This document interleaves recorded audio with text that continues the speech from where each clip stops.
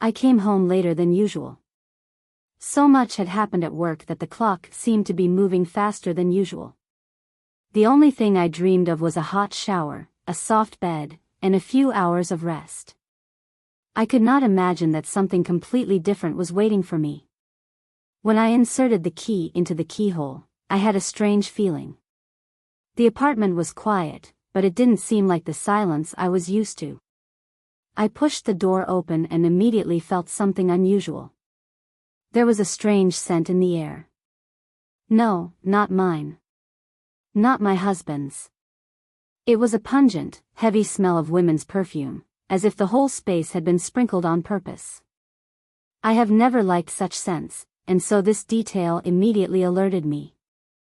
I walked forward, took off my coat, and was about to call my husband when I suddenly noticed something in the corridor. There was a suitcase against the wall. A large, open suitcase with things that clearly did not belong to me or my husband. Women's clothes, neatly folded sweaters, towels that were not part of our set. My head refused to take in the information. I took a few steps toward the bedroom. The door was open. And then I saw her. My mother-in-law. She was sitting on our bed, my book in hand, wrapped in my favorite terry cloth bathrobe. She looked as if it was absolutely normal. I felt my legs go weak. My eyes began to run quickly around the room, trying to find an explanation for this nightmare. And the more details I noticed, the more I cringed inside. My perfume was no longer on the dressing table. In their place were now her jars, creams, and bottles of perfume that I would never choose. I went to the closet, as if hoping that it was just a coincidence that everything was still in its place. But no. When I opened the door, I found it hard to breathe. My dresses were pushed to the side, as if they were a minor detail in the way. Instead, most of the space was occupied by someone else's clothes. Freshly laundered, neatly hung. I touched one of the blouses, as if it could help me realize the reality of what was happening. But the reality was already screaming in my face. She was here. She's not visiting. She has moved in. Cold fear gripped me. I looked back at the bed. My mother-in-law was calmly turning the pages of a book, as if nothing unusual was happening. Something inside me was torn to pieces. I did not understand. I could not understand. Why? When? How? Where is my husband? I ran out of the room, barely holding back the wave of panic, and went to look for him. He was in the kitchen, calmly drinking tea, as if this day was no different from all the previous ones.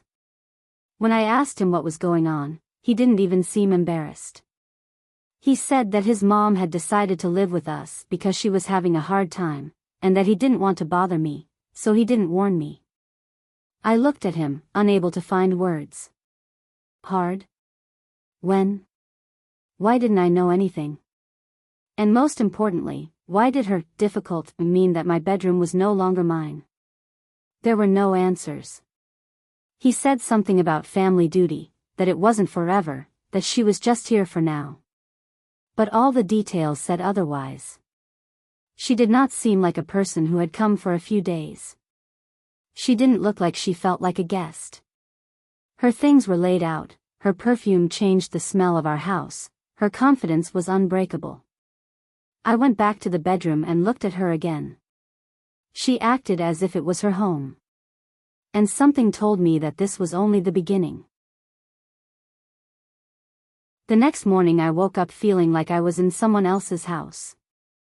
Although it was my home, my space, my life, everything seemed distorted. I couldn't shake the thought that something had changed irreversibly. When I walked into the kitchen, my mother-in-law was already sitting there, drinking coffee from my favorite cup and looking as if she had always been there. My husband was peacefully eating breakfast, and the atmosphere between them was as if they had been living together for years and I was just a random guest. I couldn't bring myself to eat. I sat on the edge of my chair, trying not to make eye contact with her. All her movements seemed alien to me, even my own voice was alien. My mother-in-law behaved like a real hostess. She commanded, decided, ordered. And my husband? He listened to her, nodded, agreed. I tried to breathe calmly, not to let my emotions get the better of me. But her every action was like a punch in the face. She said that yesterday she rearranged the furniture in the living room. It would be better, more comfortable. She didn't ask me, didn't consult me. She just did it. I walked into the living room and was overcome with a feeling of powerlessness. Everything was not the way I wanted it, not the way we had arranged this space together. All my little things, small things that created comfort, simply disappeared. I went to the bedroom and again felt that there was nothing of mine there anymore. She put her things away, covered it with her bedding, even moved my perfume away, replacing it with her own. And then I couldn't take it anymore. I remember the words coming out of my mouth. My voice was trembling with anger. I demanded explanations, tried to find logic in her actions. She didn't even blink when she said it was all for comfort. Her comfort, of course, was the most important thing. And mine? I turned to my husband, expecting support. But he just shrugged his shoulders. He said that she was here for a short time, that she had no bad intentions. He didn't understand. Or didn't want to understand. I remembered the past. Every meeting with her had always been a test. At the beginning of the relationship, she pretended to be polite, but her eyes always betrayed contempt. She thought I was not good enough for her son. I remembered that conversation before the wedding when she said that marriage was a responsibility and hinted that I couldn't handle it. At the time, I thought I could prove her wrong. That she would change, that she would realize that I love her son and would do anything for him. But now I stood in the bedroom that was no longer mine and looked at the woman who had erased my presence in this house in one day. She didn't raise her voice. Her confidence was far more frightening than a scream. She acted as if I was the one causing the problem, as if my emotions were a whim to be ignored. My husband sighed tiredly, trying to extinguish the conflict. He said he didn't understand why I was so upset, that it was only temporary. I felt a wave of anger wash over me. I realized that I was alone in this situation. I could not stay in this room, in this house, in this atmosphere. I went outside and breathed in some fresh air. I needed to calm down, to think. What could I do? Throw her out? But this is my husband's mother. Tolerate her? But how do you live in a house where you are ignored, where your boundaries simply do not exist? I slowly began to realize that this was only the beginning. Later, I began to notice how the atmosphere in the house was changing. It was imperceptible, gradual, but I felt myself growing more and more distant from my husband. He did not quarrel, shout, or argue, but his every look, every reaction spoke for him more than any words. My mother-in-law worked quietly, without open conflicts. She didn't say anything directly, but she skillfully hinted. She pretended to be nice and friendly, but her words always had a hidden meaning. At first I didn't notice it. But then I realized that her every phrase was like a small poisonous drop that was eating away at our family. She would lean over to my husband at dinner and say sadly that he looked exhausted, that he lacked care, that I must be too busy with myself.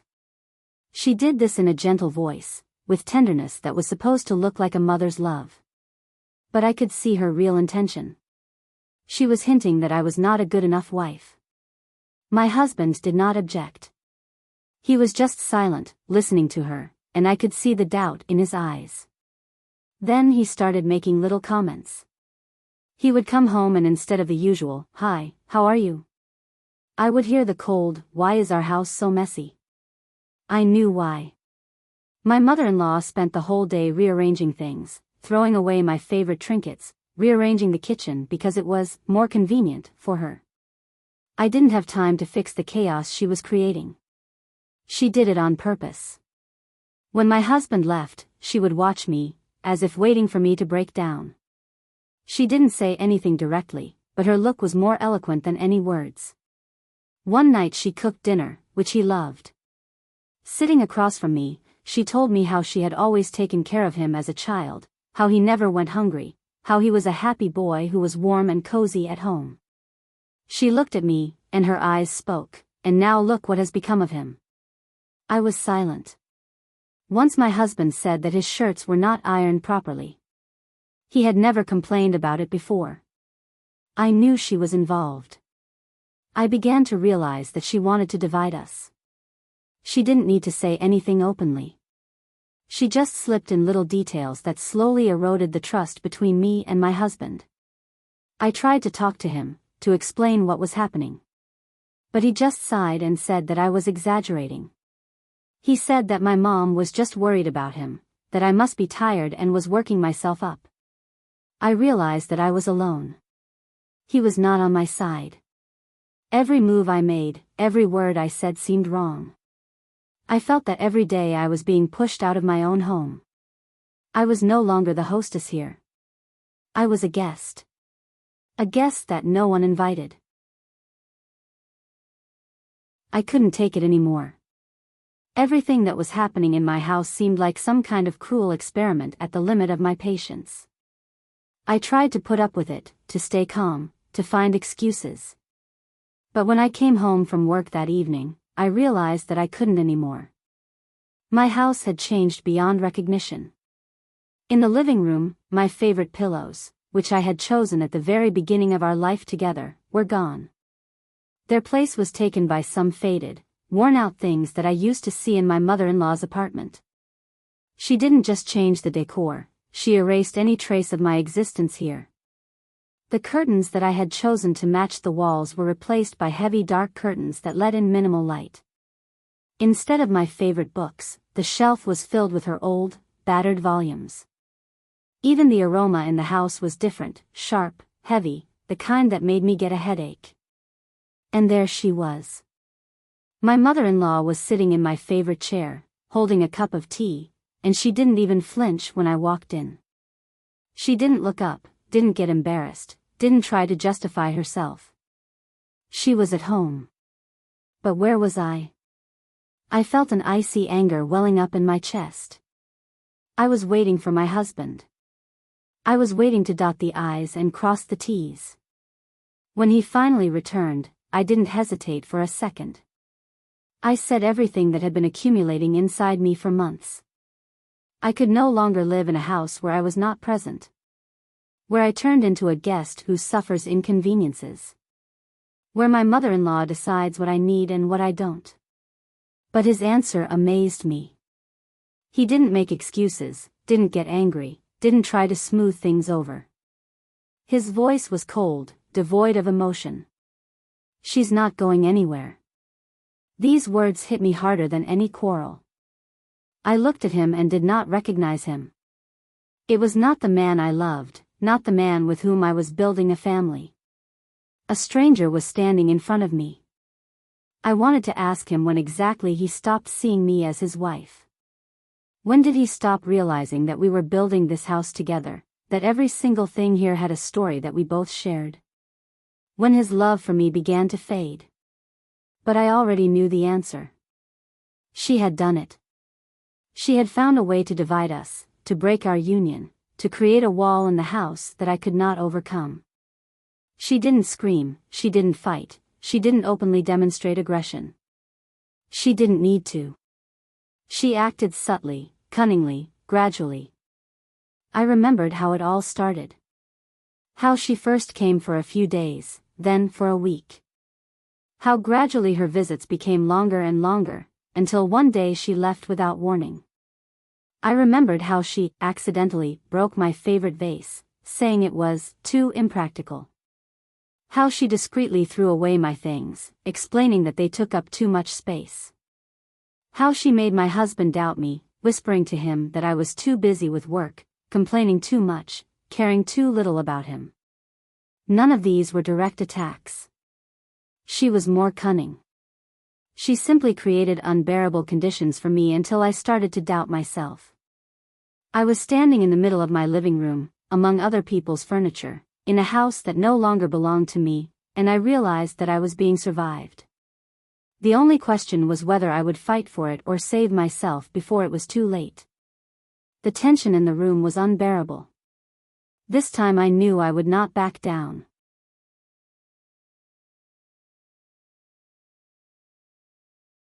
The days were getting harder and harder. I could feel myself gradually being pushed away from reality, from the people I used to be so close to. My mother-in-law turned this house into a place where I no longer felt at home. And worst of all, I started to notice how it was really destroying me. It was hard for me to breathe, hard to realize that even in my own home I no longer had any power. My mother-in-law always found a way to stay in the shadows, leaving me with nothing. She was not open in her manipulations. No, her actions were so well thought out that every step seemed invisible to everyone but me. She subtly imposed her beliefs on my husband, whispering in his ear that I had changed too much, that I no longer had enough attention for him. She even started silently checking his cell phone, hinting to him that it was important for a healthy relationship. I was there, and I didn't have the words to express what I was feeling. I watched as my presence became unnecessary, as my husband stopped paying attention to my feelings. His eyes no longer searched the room for me. Now his eyes were searching for her, and it was a terrible reality that I faced. All my attempts to talk to him, to ask him what was wrong, were met with his silence or, at best, weak excuses. "Mom is right, you don't see how much she does for us." I felt my heart shrink at every such hint, at every moment when I saw that he no longer supported me. His former care, which had been so natural, now turned into alienation. He no longer saw me as his ally. I was becoming a stranger, and it was easier for him to hide behind her than to protect me. My friends, whom I used to be proud of, also began to treat me strangely. I noticed their looks, this distrust that they tried to hide. No one asked me how I was feeling. Everyone started discussing only her, what a big role she plays in our lives, how much she sacrifices for us. With each call, each message, I felt myself moving further away from those I once called friends. I didn't need to explain anything to them, they understood everything. Everyone started to think that I wasn't really the good wife they thought I was. My reputation was slowly crumbling under her steady shadow. It was a real psychological test when I had to be alone among the people I once loved. I started to give up. She had put her own opinion into him, and now even he seemed like a stranger to me. His words no longer had the power they used to have. I could no longer look to him for support, I could no longer lean on him as I had always done. Now he was on her side. My attempts to deal with the situation were increasingly failing. From time to time, I tried to break free, to try to be honest with him, to tell him that it wasn't just my pain, that I felt betrayed, that something was wrong in our family. But he always found a way out of the situation. He promised that everything would change, but nothing changed. And then, out of the blue, I realized that my husband no longer believed in our relationship. He believed in her words, in her version of events, and I began to see it in his eyes. My mother-in-law came up in conversations more and more often, unobtrusively but intrusively. She whispered to him how hard it was for him in such conditions. As if I was a problem that prevented him from being happy. And that's the worst part, I felt trapped with no way out. I started to think that this was not only her strategy, it was her plan. She already knew how to manipulate me to destroy my confidence, to push me away from my husband and throw me out of this house that was my home until yesterday. This was the most painful question. I began to wonder if this was just a simple struggle for control, or if there was something deeper.